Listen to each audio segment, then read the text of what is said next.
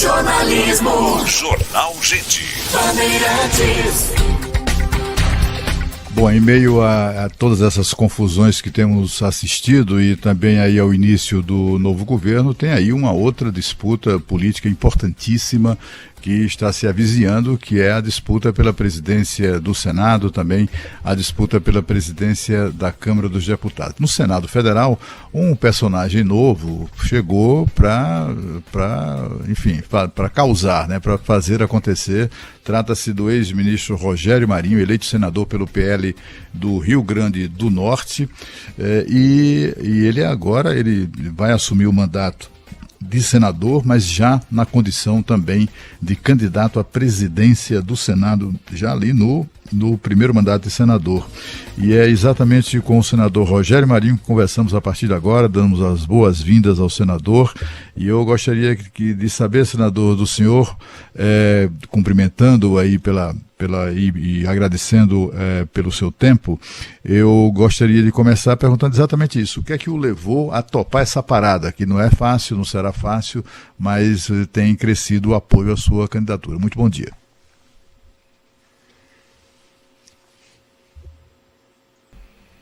Senador, na nossa escuta?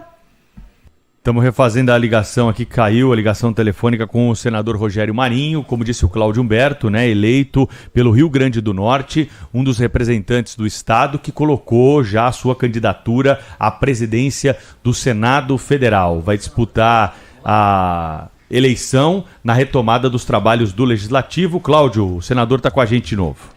Vindo ao nosso programa, eu estava aqui fazendo exatamente a pergunta inicial, que é sobre sobre a sua decisão de enfrentar essa parada dura, que é logo a presidência do Senado Federal. Eu gostaria de saber que o senhor nos explicasse o porquê da sua decisão.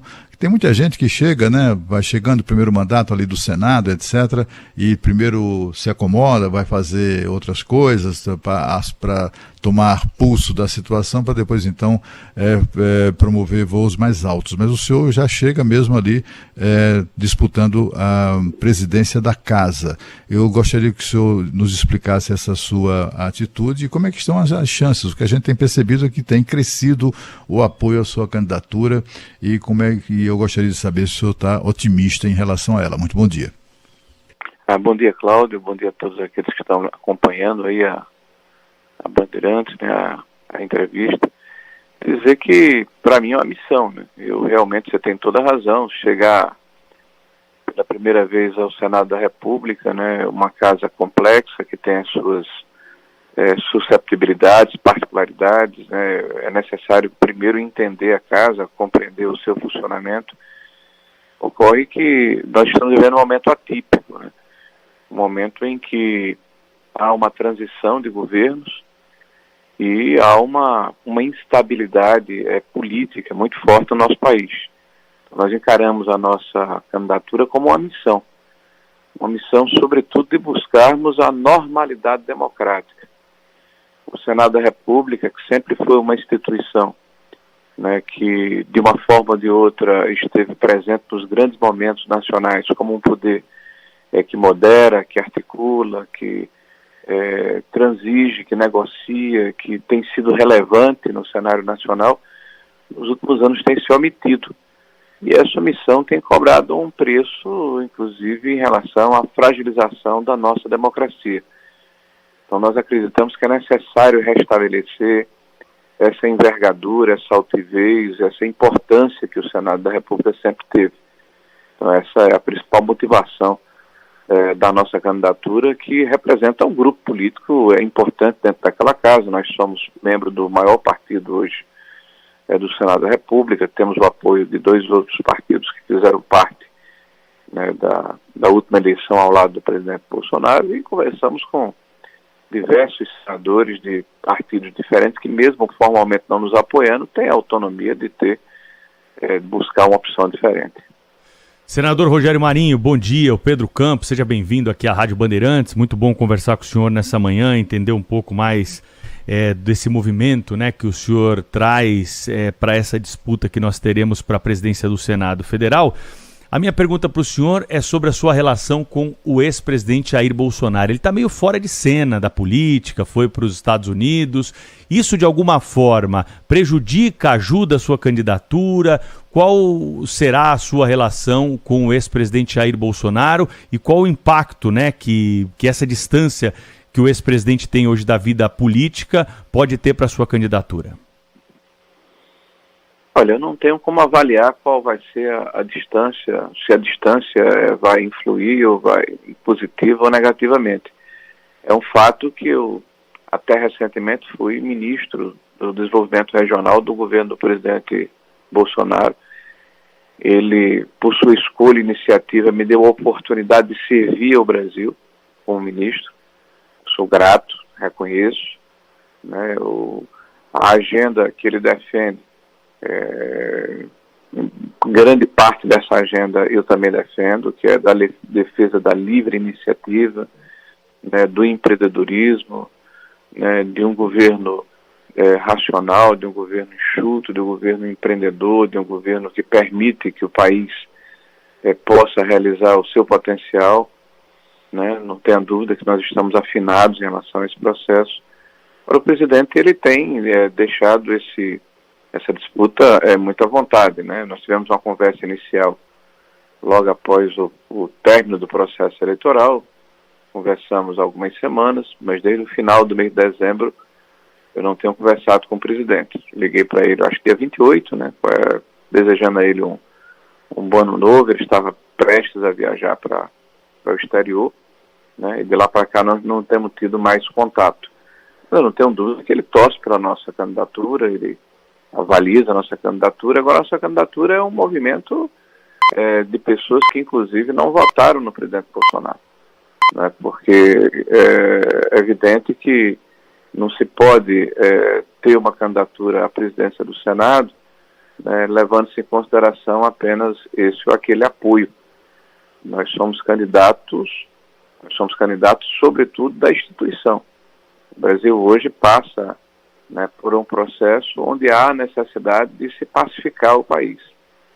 Nós estamos vendo, por exemplo, que o atual governo, quando toma posse, faz um discurso e é secundado pelos seus ministros ou por parte deles de divisão do país. Um discurso de ressentimento, um discurso, né, em que está faltando a visão do estadista. E o país ele precisa continuar.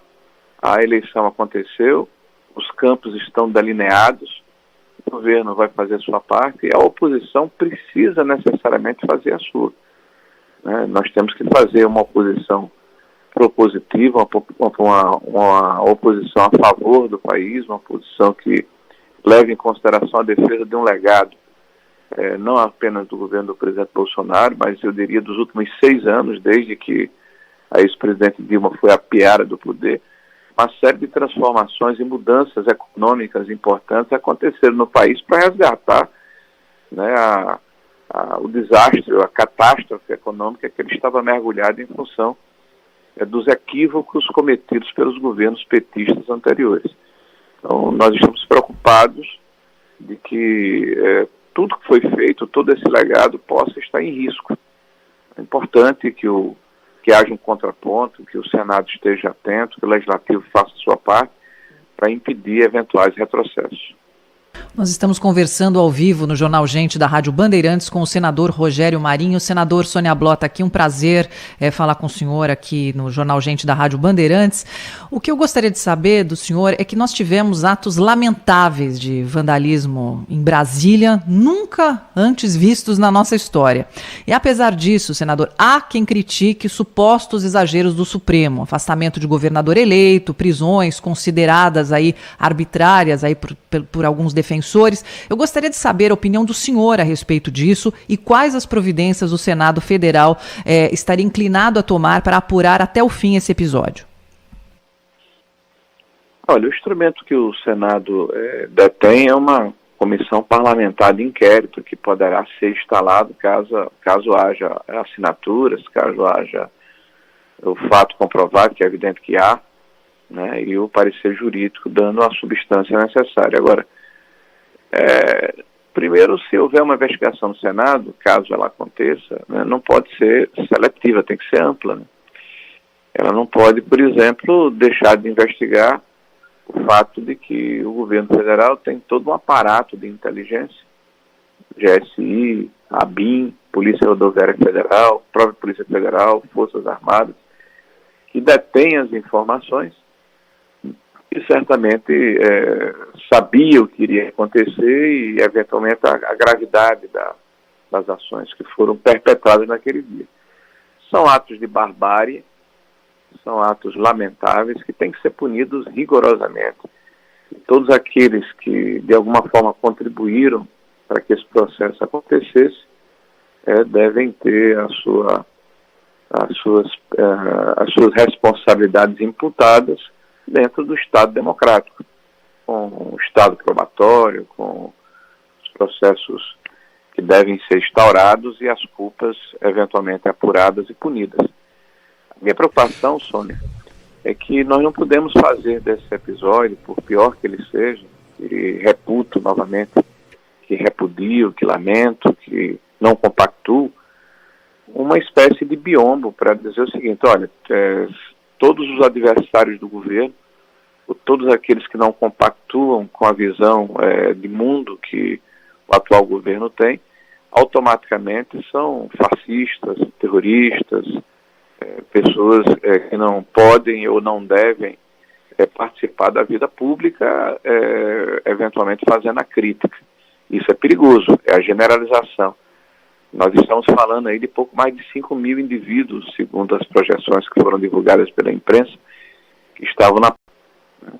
E desses 5 mil, sei lá, 200, 300, 500, quem vai apurar aí é o inquérito, praticamente vandalismo, que não apenas a manifestação democrática de, eventualmente, se contrapor a alguma situação. Então, essas pessoas não representam quase 60 milhões de brasileiros que não votaram no PT.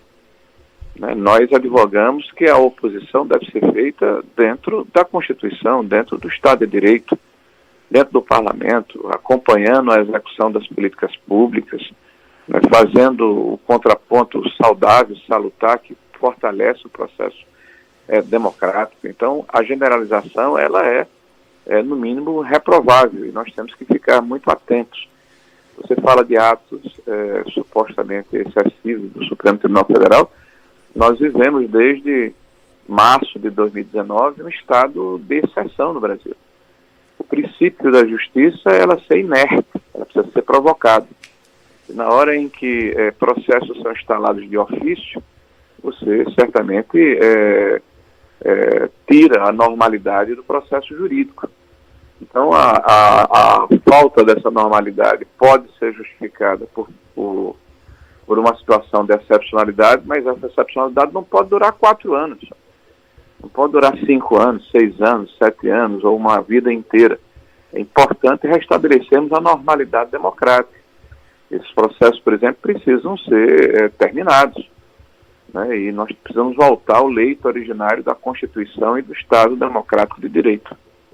Então, o que é que o Senado está inclinado a fazer, senador, em relação a esses supostos excessos? O Senado, eu preciso ouvir o Senado, né? Você está me perguntando como indivíduo, eu não represento o Senado ainda. Caso eu seja presidente e seja apresentado na mesa do Senado um pedido de CPI com os elementos, eles, claro, será instalado, desde que seja amplo, desde que a investigação seja absolutamente completa, que ela não seja seletiva.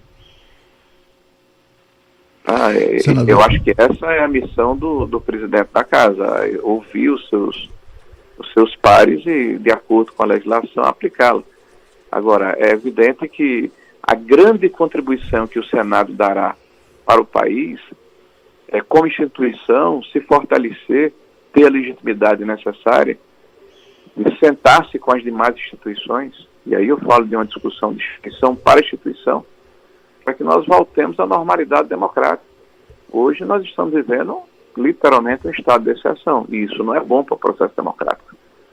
Então, o diálogo, ele precisa ser perseguido, né, e o Senado precisa ter a altivez necessária para fazer valer, né, essa transigência, essa negociação tão importante para que a democracia tenha vitalidade no nosso país. Nós não podemos sem viver dúvida, num país de... Senador, parece haver um esforço aí para tentar criminalizar até o eleitor do Bolsonaro. É impressionante isso. Mas eu queria saber do senhor o seguinte: o atual presidente do Senado é um conhecido roda presa, né?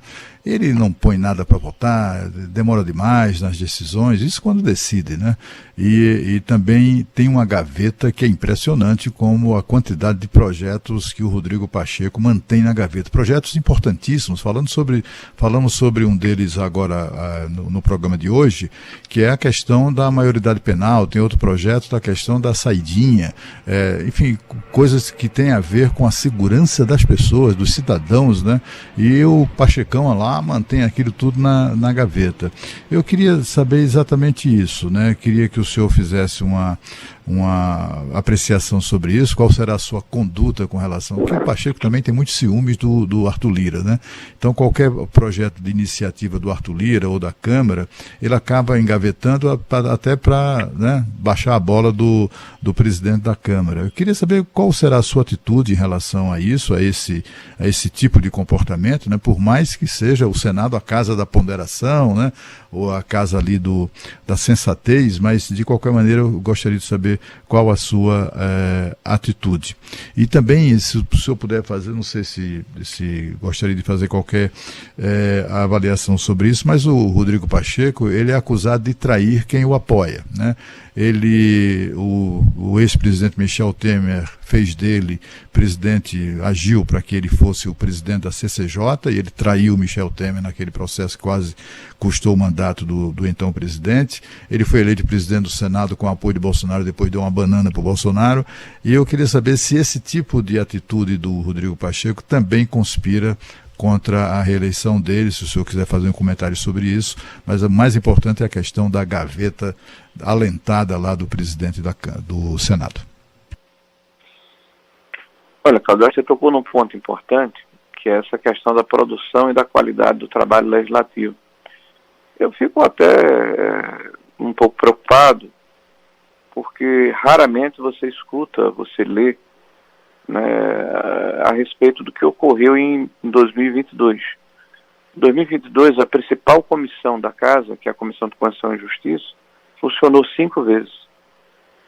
E por ter funcionado 5 vezes, as demais comissões de mérito do Senado da República também não funcionaram.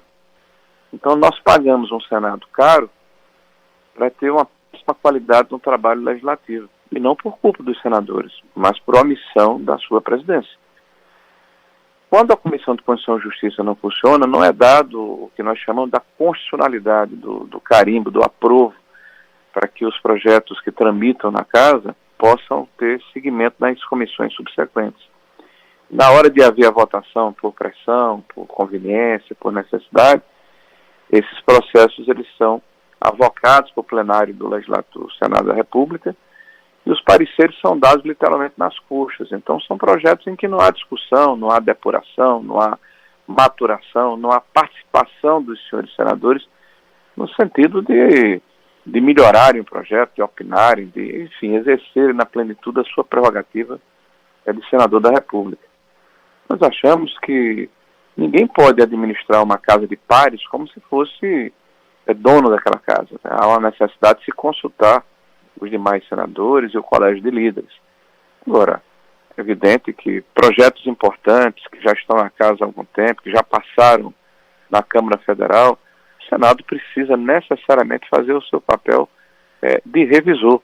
Ou seja, se debruçar sobre aquele processo, estabelecer prazos e dar andamento e seguimento, até porque, de uma forma muito clara, Cláudio, nós vimos agora o resultado das últimas eleições. Dos 27 senadores que buscavam a sua recondução, apenas 5 voltaram.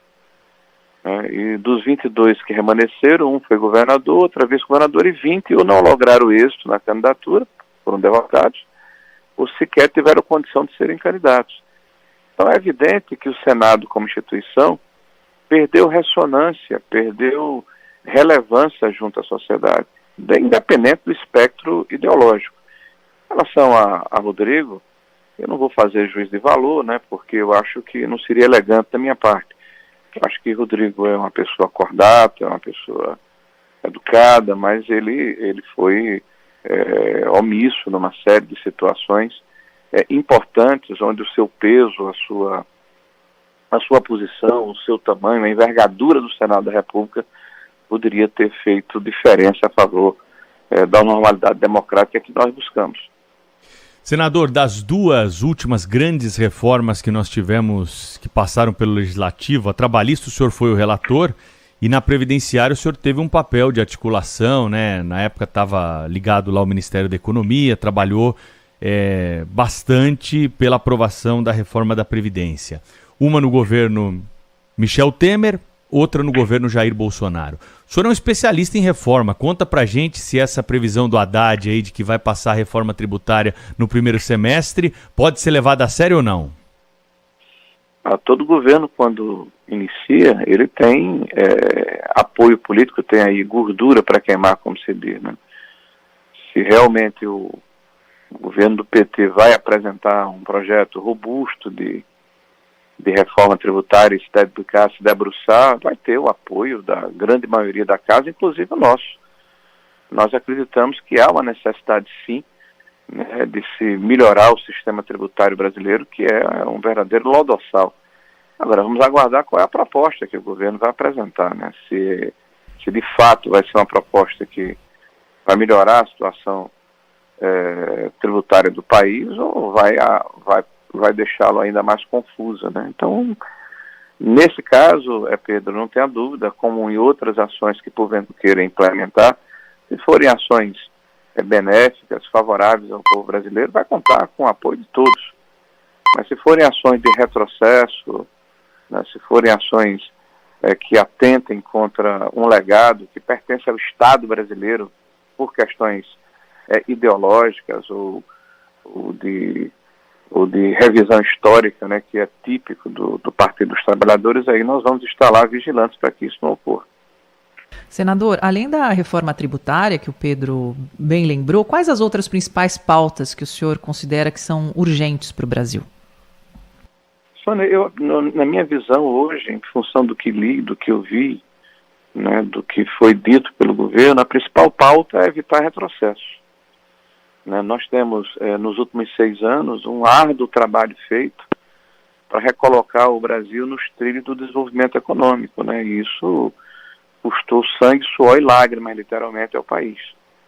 Então é muito grave o que foi dito. Espero que não seja real, que haja uma distância entre o discurso e a prática, mas a principal pauta é evitar retrocesso. Por exemplo, na questão trabalhista, na questão previdenciária, na questão da modernização dos marcos regulatórios. Nós ouvimos aí o ministro Renan falar da necessidade de rever o marco ferroviário.